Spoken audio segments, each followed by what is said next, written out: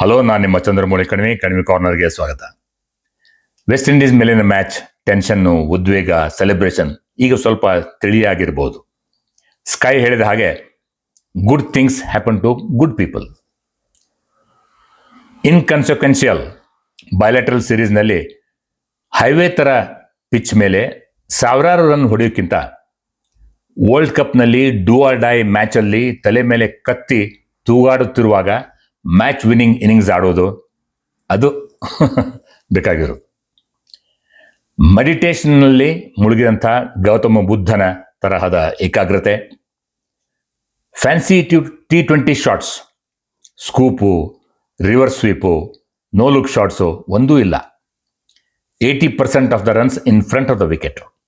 ತಾಳ್ಮೆ, ಆದರೂ nearly 200 strike ರೇಟ್ನೊಂದಿಗೆ ಕಲೆ ಹಾಕಿದಂಥ ಆಕರ್ಷಕ ಇನ್ನಿಂಗ್ಸ್, ಮ್ಯಾಚೂರ್ಡ್ ಸೆಲೆಬ್ರೇಷನ್.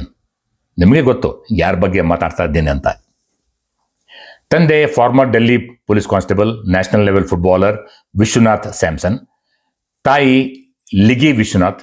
ಮಗನ ಈ ಇನ್ನಿಂಗ್ಸ್ ಆಫ್ ಹಿಸ್ ಲೈಫ್ ಕಣ್ತುಂಬ ನೋಡಿದಂತಾಯಿತು. 10 ವರ್ಷದ ಇಂಟರ್ನ್ಯಾಷನಲ್ ಕೆರಿಯರ್ನಲ್ಲಿ 7 ಬೀಳು ಹೆಚ್ಚು.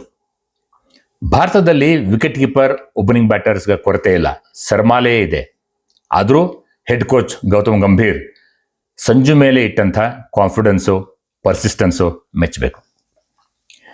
ಇದು ಸಂಜು ಕತೆ ಆದರೆ ಇಂಡಿಯನ್ ಟೀಮ್ನ ಮತ್ತೊಂದು ನಿರಾಶಾದಾಯಕ ಪ್ರದರ್ಶನ.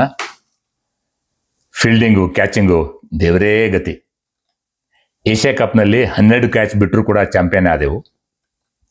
ಇಲ್ಲಿ ಈವರೆಗೆ 15 ಕ್ಯಾಚ್ ಬಿಟ್ಟು ಸೆಮಿಫೈನಲ್ಸ್ ಪ್ರವೇಶ ಮಾಡಿದ್ದೇವೆ.